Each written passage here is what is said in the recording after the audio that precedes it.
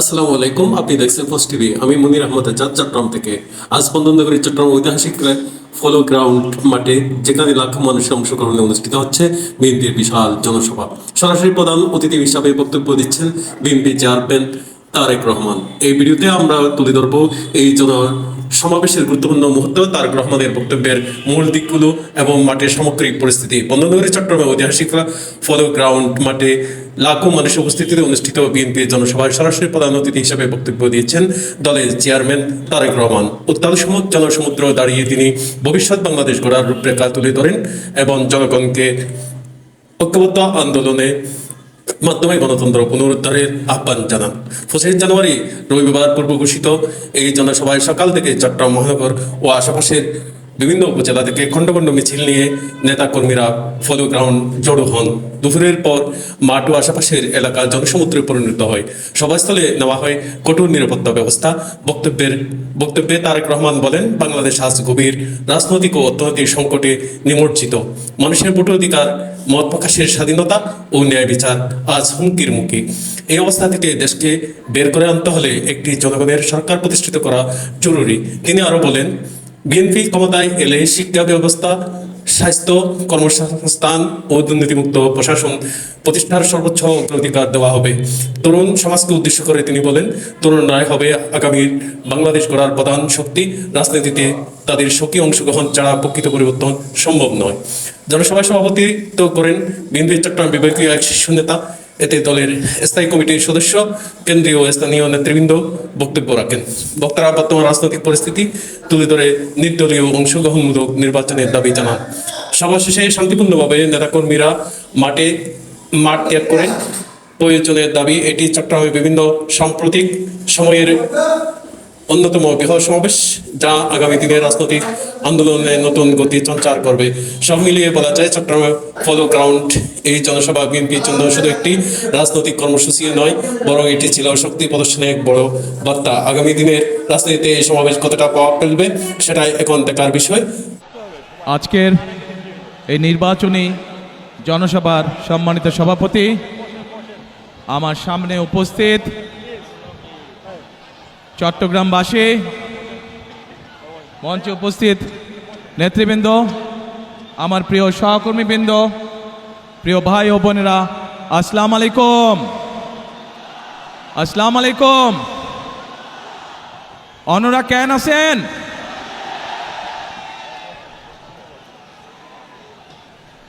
প্রিয় ভাই বোনেরা, আজকে আমরা এখানে সকলে একত্রিত হয়েছি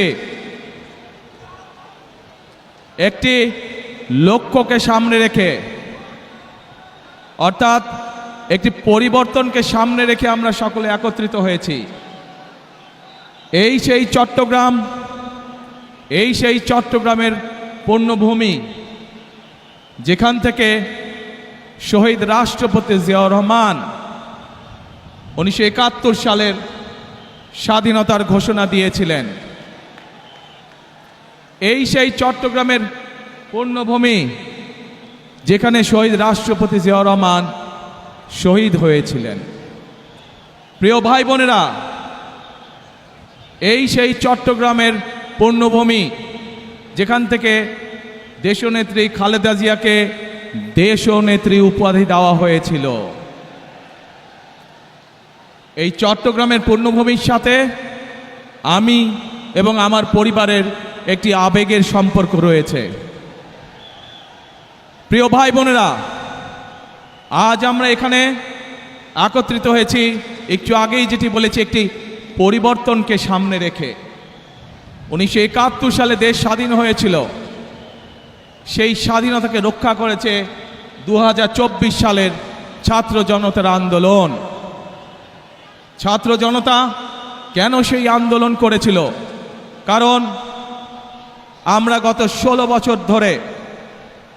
16 বছর ধরে এই দেশের মানুষের রাজনৈতিক এবং অর্থনৈতিক অধিকারকে, বাক স্বাধীনতাকে, ব্যক্তি স্বাধীনতাকে কেড়ে নেওয়া হয়েছিল। দেশের মানুষ পরিবর্তন চেয়েছে।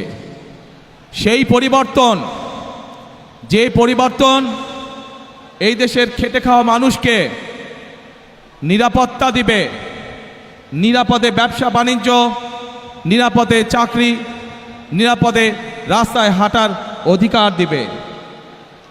বাংলাদেশের মানুষ পরিবর্তন চেয়েছে। কোন সে পরিবর্তন? যেই পরিবর্তনের ফলে দেশের সাধারণ মানুষ তাদের সন্তানদের শিক্ষা ব্যবস্থা নিশ্চিত করতে পারবে। বাংলাদেশের মানুষ পরিবর্তন চেয়েছে। কোন সে পরিবর্তন? সেই পরিবর্তন হলো বাংলাদেশের মানুষ যেন তার এবং তার পরিবারের ন্যূনতম চিকিৎসা সুবিধা তারা পায়। প্রিয় ভাই বোনেরা, বাংলাদেশের মানুষ আরেকটি পরিবর্তন চেয়েছে, অর্থাৎ তার রাজনৈতিক অধিকার যেটি তার কাছ থেকে কেড়ে নেওয়া হয়েছিল, সেই অধিকার যাতে বাংলাদেশের মানুষ প্রয়োগ করতে পারে। সেই অধিকার, যে অধিকার তার কাছ থেকে কেড়ে নেওয়া হয়েছিল, কথা বলার অধিকার, সেই অধিকার মানুষ আবার পুনঃপ্রতিষ্ঠিত করেছে। 2024 সালের 5ই আগস্ট বাংলাদেশের মানুষ পরিস্থিতির পরিবর্তন করে আগামী দিনে বাংলাদেশে এই পরিবর্তনগুলো চায়। এখন প্রিয় ভাই বোনেরা, আজ এই নির্বাচনী জনসভায় দাঁড়িয়ে একটি রাজনৈতিক দল হিসাবে আমরা আমাদের প্রতিদ্বন্দ্বী দল যারাই হোক না কেন, আমরা তাদের সম্পর্কে আপনাদেরকে হয়তো অনেক কথা বলতে পারি, তাদের হয়তো অনেক দোষ ত্রুটি তুলে ধরতে পারি, কিন্তু তাতে কি জনগণের কোনো উপকার হবে? কি ভাই, আমরা যদি সমালোচনা করার স্বার্থেই যদি সমালোচনা করি, দেশের সাধারণ মানুষের কি তাতে কোনো উপকার হবে? উপকার হবে না। আমরা যদি শুধু সমালোচনা করার অর্থে শুধু সমালোচনাই করি, দেশের মানুষের পেট ভরবে? পেট ভরবে না। প্রিয় ভাই বোনেরা, বিএনপি একমাত্র রাজনৈতিক দল যারা যতবার সরকারে ছিল এই দেশের মানুষের ভাগ্যের পরিবর্তনের জন্য কাজ করেছে তারা। এবং সেই জন্যই আমি 17 বছর পর যেদিন দেশের মাটিতে পা রেখেছিলাম, সেদিন আমি সমগ্র বাংলাদেশের মানুষের কাছে একটি কথা বলেছিলাম যে উই হ্যাভ এ প্ল্যান, অর্থাৎ আমাদের একটি পরিকল্পনা আছে দেশের মানুষকে ঘিরে, দেশকে ঘিরে। বাংলাদেশে এই মুহূর্তে জনসংখ্যার অর্ধেক জনসংখ্যা হচ্ছে তরুণ বা যুবক সমাজের সদস্য। এই কোটি কোটি তরুণ যুবক সমাজের সদস্য তারা চায় কর্ম, তারা চায় কাজ, তারা চায় কর্মসংস্থান। এই যে চট্টগ্রাম বাংলাদেশের ব্যবসা বাণিজ্যের প্রাণকেন্দ্র, সেই চট্টগ্রামের মানুষ সহ সারা বাংলাদেশের মানুষ চায় একটি নিরাপদ পরিবেশ, যেই নিরাপদ পরিবেশে তারা ব্যবসা বাণিজ্য করতে পারবে, বাণিজ্যিক সুবিধা তারা চায়। এই চট্টগ্রামের মানুষ সারা বাংলাদেশের মানুষের মতন চায় যে তাদের সন্তানরা যাতে লেখাপড়া করতে পারে, সেই পরিবেশ তৈরি তারা চায়। এবং সেই জন্যই আমরা বলেছি আপনাদের রায় 12 তারিখে ইনশাল্লাহ আমরা সরকার গঠনে সক্ষম হলে আমরা আমাদের প্রাইমারি শিক্ষা ব্যবস্থা সহ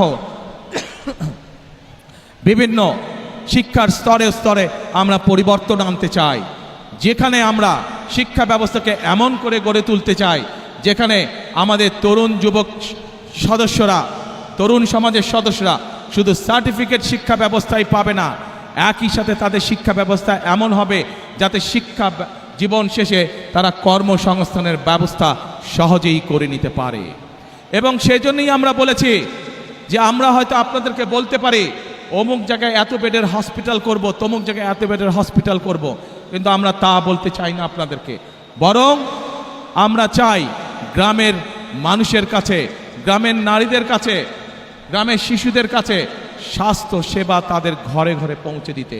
এবং সেজন্যই আমরা 1 লক্ষ হেলথ কেয়ারার নিযুক্ত করার পরিকল্পনা গ্রহণ করেছি, যাতে করে মা বোনেরা এবং শিশুরা ঘরে বসে কম বেশি চিকিৎসা সুবিধা পেতে পারে।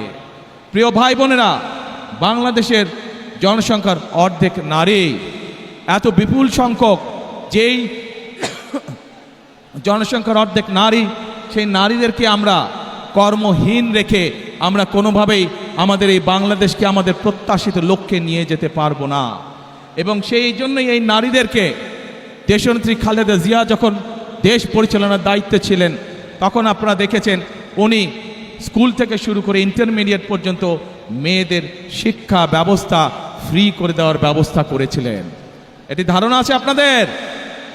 যে আমরা সেই নারীদেরকে সেই শিক্ষা ব্যবস্থার ফলে, ফ্রি শিক্ষা ব্যবস্থার ফলে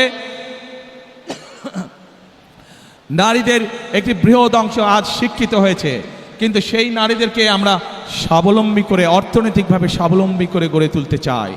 এবং সেই জন্যই আমরা বলেছি আপনাদের ভোটে ইনশাল্লাহ আগামী 12 তারিখে বিএনপি সরকার গঠনে সক্ষম হলে আমরা বাংলাদেশের প্রত্যন্ত অঞ্চলে গ্রামগঞ্জ সহ সকল পরিবারের নারীদের কাছে আমরা ফ্যামিলি কার্ড পৌঁছে দিতে চাই।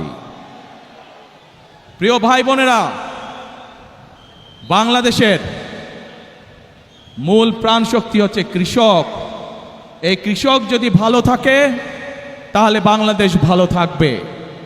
এই বিপুল জনগোষ্ঠীর খাদ্যদ্রব্যের যে ঊর্ধ্বগতি, পণ্যমূল্যের যে ঊর্ধ্বগতি, এই ঊর্ধ্বগতি যদি রোধ করতে হয় তাহলে আমাদেরকে কৃষির উৎপাদন বাড়াতে হবে। এবং কৃষির উৎপাদন বাড়াতে হলে আমাদেরকে কৃষক ভাইদের পাশে, কৃষানী বোনদের পাশে আমাদেরকে দাঁড়াতে হবে। এবং সেই জন্যই আমরা বলেছি আপনাদের ভোটে ইনশাল্লাহ আগামী 12 তারিখে বিএনপি সরকার গঠনে সক্ষম হলে আমরা ধীরে ধীরে বাংলাদেশের সকল কৃষকের কাছে কৃষক কার্ড নামে একটি কার্ড পৌঁছে দিতে চাই, যে কার্ডের মাধ্যমে কৃষক এবং কৃষানী ভাই বোনেরা তারা ঋণ সুবিধা সহ বিভিন্ন সুবিধা তারা পাবে, যাতে করে আস্তে আস্তে তারা অর্থনৈতিকভাবে স্বাবলম্বী হয়ে উঠতে পারে। প্রিয় ভাই বোনেরা, আজ এই চট্টগ্রাম সহ সারা বাংলাদেশের একটি বড় সমস্যা, সেটি হচ্ছে জলাবদ্ধতা। এই চট্টগ্রাম শহর, চট্টগ্রাম জেলার বিভিন্ন উপজেলা সহ সারা বাংলাদেশে খাল, বিল, নদী নালাগুলো বন্ধ হয়ে গিয়েছে। আমরা আপনাদের ভোটের মাধ্যমে 12 তারিখে ইনশাল্লাহ বিএনপি সরকার গঠনে সক্ষম হলে আমরা সমগ্র বাংলাদেশে খাল কাটা কর্মসূচি চালু করতে চাই। আপনারা কি খাল কাটবেন আমাদের সাথে? কারা কারা খাল কাটবেন হাত তুলেন তো দেখে। কারা কারা? ইনশাল্লাহ আমরা সকলে দুহাতে কোদাল দিয়ে খাল খনন শুরু করব, খাল খনন কর্মসূচি, যাতে করে এই দেশ থেকে জলাবদ্ধতা, বন্যার সমস্যা সব কিছু আমরা দূর করতে পারি। প্রিয় ভাই বোনেরা, এই চট্টগ্রামে ইপিজেড আছে এবং এই চট্টগ্রামের বহু মানুষ এই ইপিজেডে চাকরি বাকরি করার মাধ্যমে তাদের জীবিকা নির্বাহ করে থাকেন। আছে না ইপিজেড? যেই ইপিজেড আছে এবং কে ইপিজেড, এই সবগুলোতে লক্ষ লক্ষ মানুষের কর্মসংস্থানের ব্যবস্থা আছে। প্রিয় ভাই বোনেরা, এই কে ইপিজেড এবং বাকি যে ইপিজেডগুলো আছে, এই সবগুলো আপনাদের নিশ্চয়ই ধারণা আছে কোন সময় হয়েছিল? বিএনপি সরকারের সময়, শহীদ রাষ্ট্রপতি জিয়াউর রহমান এবং দেশনেত্রী খালেদা জিয়ার সময় হয়েছিল। ইনশাআল্লাহ 12 তারিখের নির্বাচনে আপনাদের রায়ে ইনশাআল্লাহ বিএনপি সরকারের গঠনে সক্ষম হলে পরে আমরা এই ইপিজেডের সংখ্যা বৃদ্ধি করব। কে ইপিজেডের মতন আরও ইপিজেড আমরা তৈরি করব, যাতে আরও লক্ষ লক্ষ তরুণ সমাজের সদস্যরা সেখানে চাকরি সংস্থান করতে পারে, কর্মসংস্থান করতে পারে।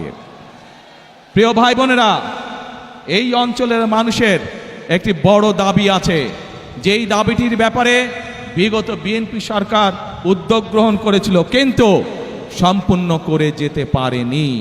দেশনেত্রী খালেদা জিয়া উদ্যোগ গ্রহণ করেছিলেন কিন্তু সময়ের অভাবে সম্পূর্ণ করে যেতে পারেনি। আমরা দেখেছি। এই ছিল পোস্ট টিভির পক্ষ থেকে আজকের ভিডিও প্রতিবেদন। আমি মনির আহমদ, চট্টগ্রাম থেকে। ভিডিও ভালো লাগলে লাইক দিন, শেয়ার করুন এবং আমাদের চ্যানেল পোস্ট টিভি সাবস্ক্রাইব করতে ভুলবেন না। আল্লাহ হাফেজ।